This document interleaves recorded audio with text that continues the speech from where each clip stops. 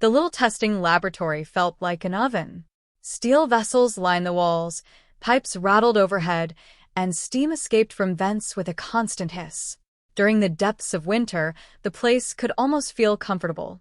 With snow piling up outside and icy northern winds howling beyond the walls, the heat inside was almost welcome. But it was Friday night in the middle of summer, and Bonnie wasn't feeling cozy at all. She sat alone beside the equipment, sweat trickling down her face, as she stared blankly at the chart recorder. Its faint mechanical buzz and the steady movement of the pen across the paper had become strangely hypnotic. The machinery wasn't the only thing under pressure. Bonnie was a newly graduated engineer, and this was her first real job. She had spent 4 exhausting years at university, determined to build a career in engineering, and had graduated with honors. Unfortunately, she had entered the workforce at exactly the wrong time. A brutal recession had made finding work difficult, especially for a short, curvy woman trying to break into a male-dominated industry. She had applied everywhere.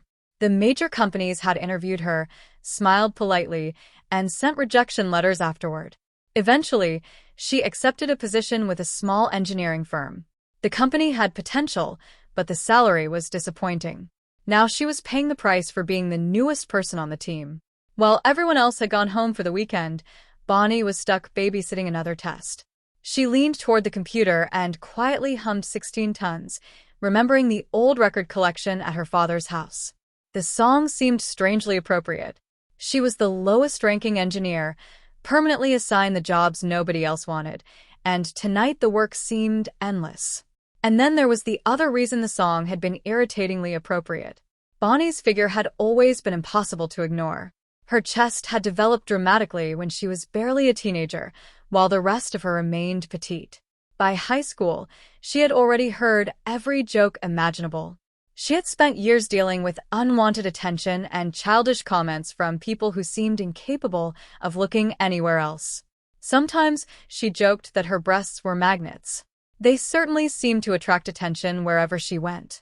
Unfortunately, one of the people most fascinated by them was Bryce, the other engineer assigned to the lab. Bonnie had grown tired of his immature jokes and constant teasing. His latest round of comments before leaving for the evening had pushed her patience to its limit.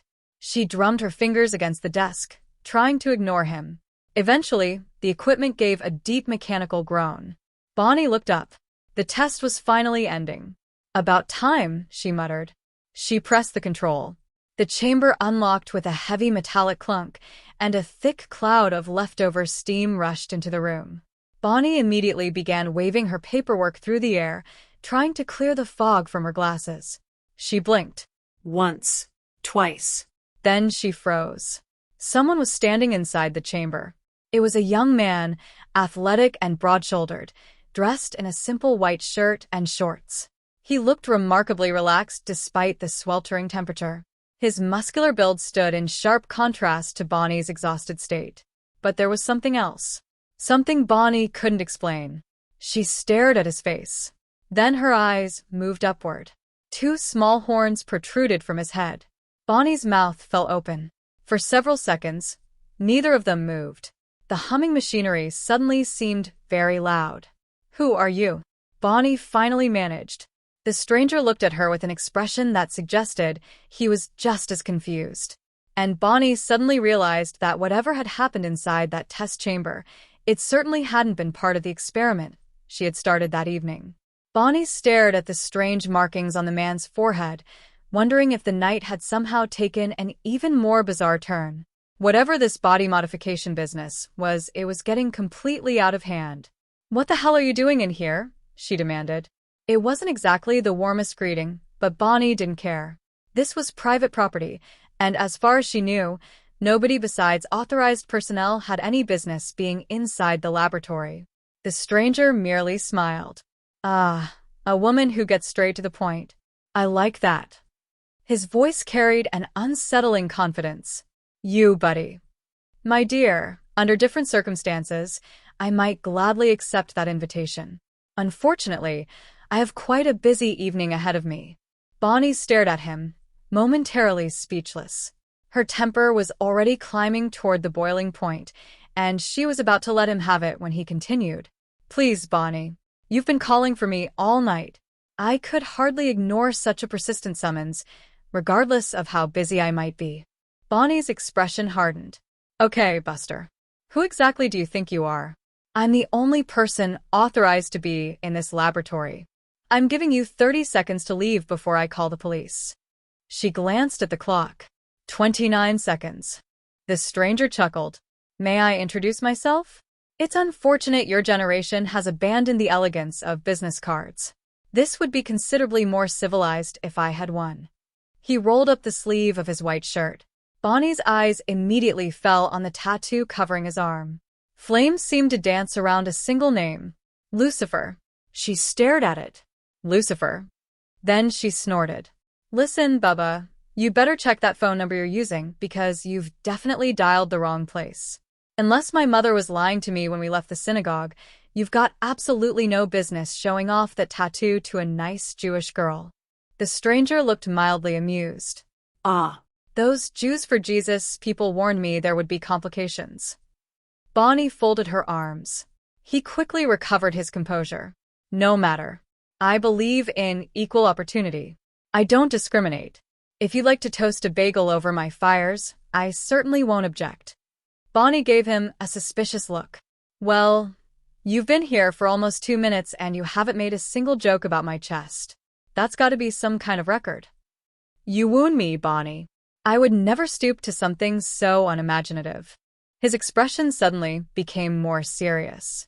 I heard your frustration. I came because I have something to offer you. Bonnie raised an eyebrow. An honest bargain, if you prefer. I can arrange matters so that people stop judging you because of your appearance. No more crude comments. No more treating you as though your body somehow defines your abilities. He stepped closer. And that isn't all. I have the power to help you become an exceptional engineer. You could outshine the men who have dismissed you. Your name could appear on patents. Your work could be published in respected journals.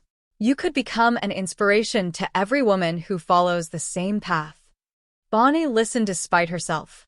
If we can reach an agreement, Lucifer continued, I can make that future possible. She shook her head.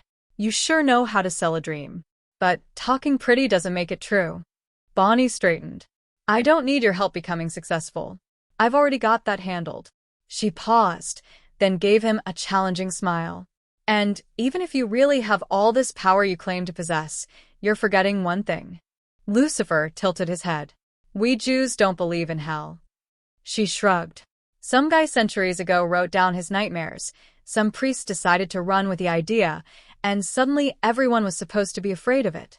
It isn't in the Torah, so that makes things considerably simpler for me. Lucifer smiled. Doesn't it? He folded his arms.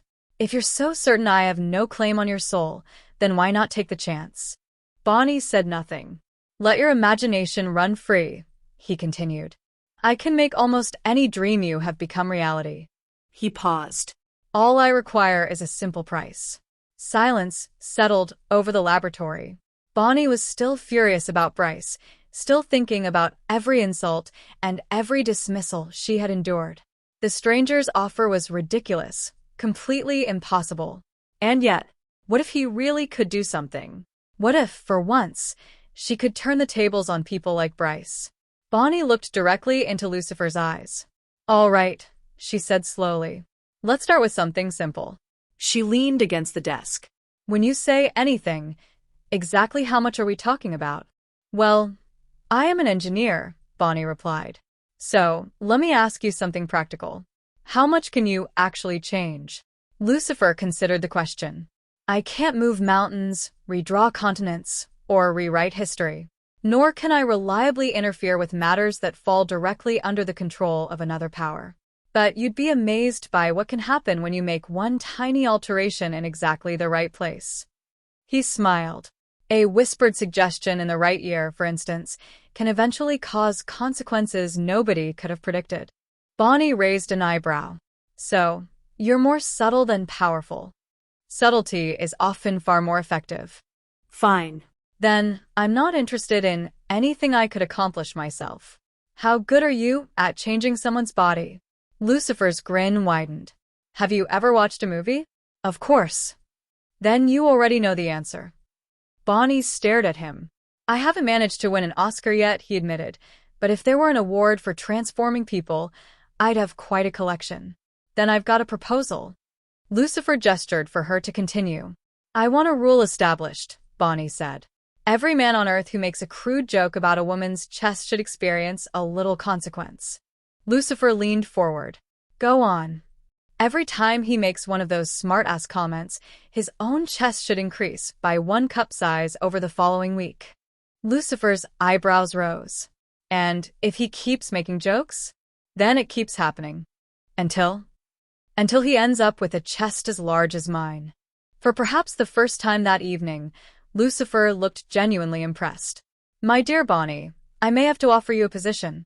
I don't think I could have invented that idea after an eternity of trying. Bonnie smiled smugly. Engineering school taught me to think outside the box. Clearly. He shook his head. I have to admit, even I wouldn't have dared touch that particular design. Any additional features? Bonnie asked. Perhaps a smaller waist? A proportional reduction elsewhere? Different hair? No. She waved the suggestions away. Keep it simple. I hate over-designed projects. Lucifer nodded approvingly. A sensible engineering principle. He extended his hand. Then we have an agreement. Bonnie hesitated. And the price? Your soul. She laughed. You're still stuck on that? Whether you believe such a thing exists is irrelevant. Eventually, when your physical life ends, you belong to my domain. He paused. Although I confess, your proposal makes this unusually difficult. It comes dangerously close to being a good deed. Bonnie folded her arms. That's your problem. Lucifer smiled. You made the bargain. I'll honor it. Bonnie looked around. So what? Do I have to sign something in blood? Nothing so theatrical. He pulled out a small electronic device. Just swipe your credit card. Bonnie stared at him. You're kidding. Unfortunately, no. Saturday morning arrived without lightning, demons, or any other obvious signs that Bonnie had just made the strangest bargain of her life. She woke up wondering what on earth she had eaten the previous evening to produce such an elaborate dream. Lucifer? Really? She couldn't help laughing at herself. She wondered what a rabbi would think about her dreaming of the devil. Then again, she wasn't exactly a regular synagogue attendee except during the high holy days, when going was easier than arguing with her mother. By breakfast, the whole thing seemed ridiculous. The rest of Saturday was completely ordinary. She went shopping at the mall, endured the usual unwanted attention, and ignored it as she always did. Sunday dinner with Ginger and Sam was equally uneventful. Sam had always noticed Bonnie's figure, but unlike most men, he had the manners to keep his thoughts to himself. Then Monday arrived. Bonnie walked into the lab and discovered Bryce had beaten her there. He held up the chart from the previous week's experiment. Nice curves, he said with a smirk as he walked past. Bonnie rolled her eyes. Idiot. For one brief moment, she remembered the dream. Wouldn't it be something if that really happened? She almost laughed. The joke was on him, she thought. By Wednesday, however, something strange caught her attention. Bryce had started wearing a sweater. That alone wouldn't have meant much, except that the temperature outside was pushing into the 80s. Inside the air-conditioned office, people began noticing that several male employees were behaving oddly. Some seemed unusually uncomfortable and kept scratching themselves whenever they thought nobody was watching. By lunchtime, the women had started comparing notes. Has anyone else noticed the guy's acting strange lately? Definitely. One of them practically looks like he's been living in a zoo. That earned a round of laughter. The unofficial consensus was that someone should contact the temp agency and ask whether they had any qualified zookeepers available. Then Friday came. Bryce called in sick. Bonnie couldn't help smiling when she heard the news. That evening, she was listening to NPR when a business report caught her attention. Companies across several industries were suddenly reconsidering casual workplace dress policies and returning to more formal business attire. The reporter treated the situation almost like a joke, interviewing corporate executives about the unexpected change. Bonnie laughed. Then she heard the reporter ask one particularly puzzled executive, "So, Paul, Why exactly has your company suddenly decided that everyone needs to start wearing suits again? Bonnie sat upright. For the first time, she wondered whether her ridiculous dream hadn't been a dream at all. Industries are suddenly going formal, the reporter continued. Big meetings with shareholders scheduled for the weekend? The anchor laughed. No, Michelle. The truth is that we've been concerned for some time that American businesses have drifted away from the principles they were built upon. We believe a more formal environment and the discipline that comes with proper business attire will improve productivity. Nothing to do with the rumors that your company is negotiating to acquire Playtex products. We're always looking for opportunities to introduce our products into new markets, but I don't see any connection whatsoever. Sometimes, Michelle replied dryly, it's difficult to tell just how intimate a business relationship can become. The segment ended, and Bonnie laughed at the absurdity of it all. But a few minutes later, another report caught her attention. An Italian designer had apparently become an overnight sensation after introducing an unusual new line of clothing for his male models. Bonnie's smile slowly disappeared. She remembered her dream. No way. Monday morning provided even more reasons to wonder. Traffic was strangely light on the way to work. Several men had apparently called in sick, and the office was already buzzing with confusion when Bonnie arrived. Millie from shipping was the first to spread the latest rumors. She had apparently abandoned any attempt to disguise the television she kept tucked behind the clutter on her workbench. You guys aren't going to believe this. Bonnie looked over. What now? Congress has announced an emergency recess. 2 weeks. They're all leaving town. Bonnie blinked. Congress. Congress. Why? Millie shrugged. Nobody knows. By lunchtime, the entire world seemed to be unraveling. Sometime during the afternoon, Millie stopped pretending she was doing her actual job and announced another development. The stock exchange closed early. Why? Some kind of mysterious illness has taken out a huge portion of the trading floor. Similar reports began appearing from overseas. Businesses were closing. Employees were disappearing from workplaces. Entire industries were struggling to function. And somehow, the strangest part was that the Middle Eastern markets appeared almost completely unaffected. At first, everyone assumed it was coincidence. Then came the reports that Western-style clothing had practically vanished from portions of the region. Traditional robes had suddenly become the preferred attire among influential businessmen and government officials. The situation became increasingly chaotic over the following days. Construction projects stalled. Highway repairs stopped. Factories struggled to maintain normal staffing. Traffic itself was strangely light, so the unfinished roads weren't causing quite as much trouble as they normally would. Radio broadcasts continued almost unchanged, but television was another matter entirely. Male news anchors were suddenly being filmed almost exclusively from the shoulders upward. Whenever the camera operator accidentally framed more of the presenter, the network quickly switched to graphics or another shot. Soon, the amount of computer-generated material accompanying reports had increased dramatically. Airports faced their own problems. Security personnel struggled with travelers wearing increasingly bulky clothing, creating enormous delays at screening checkpoints. Nobody seemed willing to explain exactly why so many passengers suddenly required additional screening. Bonnie watched the news with growing disbelief. This wasn't a strange dream anymore. Something was actually happening. By Saturday, she decided she needed a distraction and headed to the mall. The scene there was almost surreal.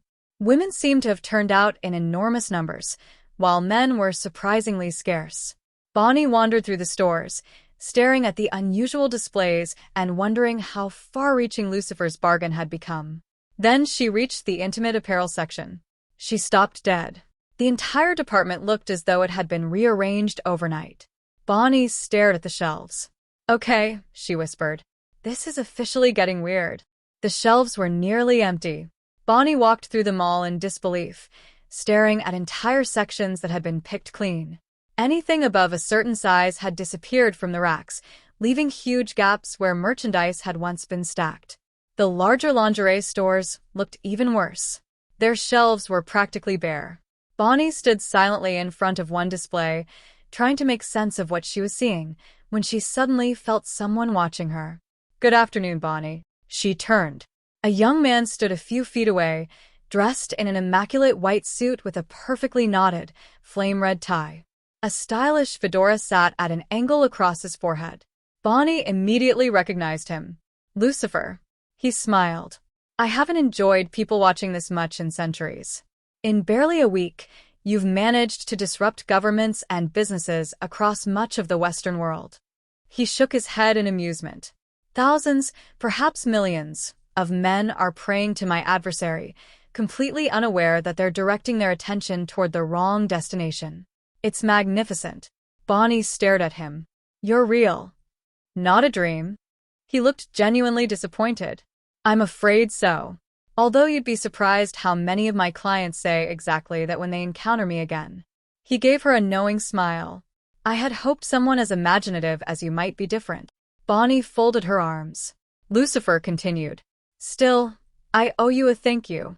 I've had to bring in additional staff just to prepare for the workload you're generating over the next several weeks." Bonnie's eyes widened. "That bad?" "Quite."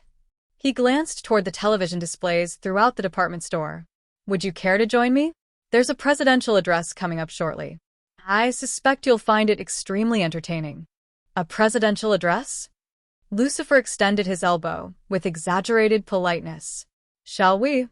Bonnie hesitated, then followed. They stopped in front of a wall of televisions, every screen tuned to the same news channel. Shoppers gradually gathered around them as the broadcast began. The announcer lowered his voice dramatically. "We're receiving word that Senator Michaels has arrived, accompanied by Senator Jaff. The president has now entered the room." The cameras shifted. "Ladies and gentlemen, the President of the United States." The president stepped behind the podium. "My fellow Americans, I am joined today by the Surgeon General and the Secretary of Homeland Security." He paused gravely. "Over the past week, our nation, and indeed much of the world, has been struck by a mysterious outbreak. This unprecedented crisis has caused enormous suffering among countless American men." Bonnie exchanged a glance with Lucifer. The president continued. "Scientists at the Centers for Disease Control have been working around the clock to determine the cause of this extraordinary medical phenomenon, which has resulted in sudden and dramatic physical changes among the male population." The crowd murmured. "Unfortunately, our investigation has been seriously hampered. The FBI was among the earliest organizations affected, and many of its male personnel have been unable, or unwilling, to leave their homes." Bonnie covered her mouth, trying not to laugh. "Our armed forces remain prepared to defend this nation. However, they too face logistical difficulties. We are experiencing a severe shortage of appropriately sized uniforms, and reports indicate that military training personnel have also been affected." Lucifer's grin widened. The president straightened his papers. "These acts of sabotage will not go unanswered." He promised Congress would be asked to provide emergency funding for researchers seeking a treatment. "Once a solution is discovered, we will make certain it is developed and distributed as rapidly as possible." Bonnie muttered under her breath. "Assuming they can figure out what's actually happening." The president continued. "I have ordered the appropriate national security alert level to be raised. We must remain vigilant." His voice became more forceful. "These criminals are attempting to weaken our economy, disrupt our institutions, and undermine the foundations of this great nation." Bonnie glanced at Lucifer. He looked delighted. "I call upon every patriotic American to demonstrate the determination that has made this country great." The president paused. "Return to work." Bonnie nearly laughed aloud. "Your country needs you. Economic productivity has fallen sharply, and we cannot allow that decline to continue." He then promised stronger protections against discrimination and concluded by assuring the public that their government was working tirelessly to keep everyone safe. The broadcast ended. The crowd slowly dispersed. Bonnie watched the news with growing disbelief. This wasn't a strange dream anymore. Something was actually happening. By Saturday, she decided she needed a distraction and headed to the mall. The scene there was almost surreal. Women seemed to have turned out in enormous numbers, while men were surprisingly scarce. Bonnie wandered through the stores, staring at the unusual displays and wondering how far-reaching Lucifer's bargain had become. Then she reached the intimate apparel section. She stopped dead. The entire department looked as though it had been rearranged overnight. Bonnie stared at the shelves. "Okay," she whispered. "This is officially getting weird." The shelves were nearly empty. Bonnie walked through them all in disbelief, staring at entire sections that had been picked clean. Anything above a certain size had disappeared from the racks, leaving huge gaps where merchandise had once been stacked. The larger lingerie stores looked even worse. Their shelves were practically bare. Bonnie stood silently in front of one display, trying to make sense of what she was seeing, when she suddenly felt someone watching her. "Good afternoon, Bonnie." She turned.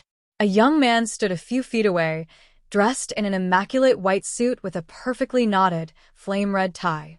A stylish fedora sat at an angle across his forehead. Bonnie immediately recognized him. "Lucifer." He smiled.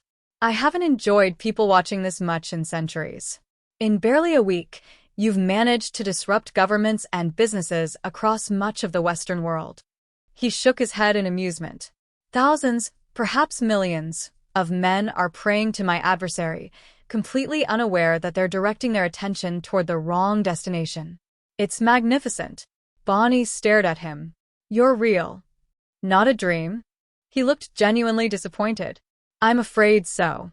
Although you'd be surprised how many of my clients say exactly that when they encounter me again." He gave her a knowing smile. "I had hoped someone as imaginative as you might be different." Bonnie folded her arms. Lucifer continued. "Still, I owe you a thank you. I've had to bring in additional staff just to prepare for the workload you're generating over the next several weeks." Bonnie's eyes widened. "That bad?" "Quite." He glanced toward the television displays throughout the department store. "Would you care to join me? There's a presidential address coming up shortly. I suspect you'll find it extremely entertaining." "A presidential address?" Lucifer extended his elbow with exaggerated politeness. "Shall we?" Bonnie hesitated, then followed. They stopped in front of a wall of televisions, every screen tuned to the same news channel. Shoppers gradually gathered around them as the broadcast began. The announcer lowered his voice dramatically. "We're receiving word that Senator Michaels has arrived, accompanied by Senator Jaff. The president has now entered the room." The cameras shifted. "Ladies and gentlemen, the President of the United States." The president stepped behind the podium. "My fellow Americans, I am joined today by the Surgeon General and the Secretary of Homeland Security." He paused gravely. "Over the past week, our nation, and indeed much of the world, has been struck by a mysterious outbreak. This unprecedented crisis has caused enormous suffering among countless American men." Bonnie exchanged a glance with Lucifer. The president continued. "Scientists at the Centers for Disease Control have been working around the clock to determine the cause of this extraordinary medical phenomenon, which has resulted in sudden and dramatic physical changes among the male population." The crowd murmured. "Unfortunately, our investigation has been seriously hampered. The FBI was among the earliest organizations affected, and many of its male personnel have been unable or unwilling to leave their homes." Bonnie covered her mouth, trying not to laugh. "Our armed forces remain prepared to defend this nation. However, they too face logistical difficulties.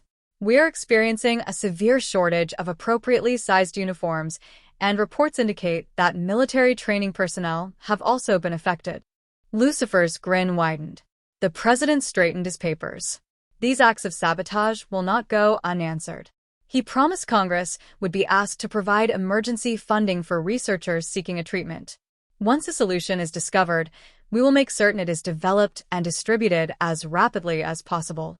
Bonnie muttered under her breath. "Assuming they can figure out what's actually happening." The president continued. "I have ordered the appropriate national security alert level to be raised. We must remain vigilant." His voice became more forceful. "These criminals are attempting to weaken our economy, disrupt our institutions, and undermine the foundations of this great nation." Bonnie glanced at Lucifer. He looked delighted. "I call upon every patriotic American to demonstrate the determination that has made this country great." The president paused. "Return to work." Bonnie nearly laughed aloud. Your country needs you. Economic productivity has fallen sharply, and we cannot allow that decline to continue. He then promised stronger protections against discrimination and concluded by assuring the public that their government was working tirelessly to keep everyone safe. The broadcast ended. The crowd slowly dispersed. Lucifer and Bonnie walked out of the department store and found an empty bench in the mall. Lucifer sat beside her. "Well, Bonnie," she looked at him. "How does it feel to be the most successful terrorist in human history?" Bonnie stared at him. "I don't believe any of this." Lucifer smiled. "Exactly." He leaned back comfortably. "That's what makes my work so effortless sometimes. People desperately cling to the explanations that make them comfortable." He gestured toward the television screens. "They can see the evidence right in front of them, yet they'll invent conspiracies, viruses, terrorists, economic disasters, anything except the truth." Bonnie shook her head. Who would have believed something like this could actually happen? Lucifer's smile became almost mischievous. "You did." He stood. "And that's why you, Bonnie, are proving to be one of my most interesting clients." "Think about the consequences," Lucifer said with obvious amusement. "An entire industry could disappear almost overnight. Government agencies would be struggling. Law enforcement would be understaffed. Even the military would be dealing with enormous logistical problems, all without a single bullet being fired." He laughed. "I haven't enjoyed myself this much in centuries." "I'm glad somebody's having fun," Bonnie replied. "Because somehow, I'm not finding this nearly as amusing as I expected." Lucifer's smile faded slightly. "That, my dear, is one of the hazards of making a bargain with me. I probably should have warned you." He gave her a theatrical shrug. "After all, I am the father of lies." They sat quietly for a while, watching shoppers move through the mall. Eventually, Bonnie frowned. "Is it just me, or are there an awful lot of strangely dressed women around here today?" Lucifer glanced toward the crowd. "No." "Your observation is quite accurate." He smiled. "You're witnessing one of life's more amusing ironies. Among all the men affected by your little arrangement, there is one particular group that might actually have welcomed the transformation." Bonnie looked confused. "The men who wish they could experience life as women?" "Precisely." Lucifer leaned back. "I've never encountered many of them personally.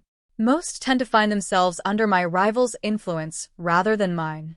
And, interestingly enough, many seem to possess too much respect for women to qualify for your particular curse.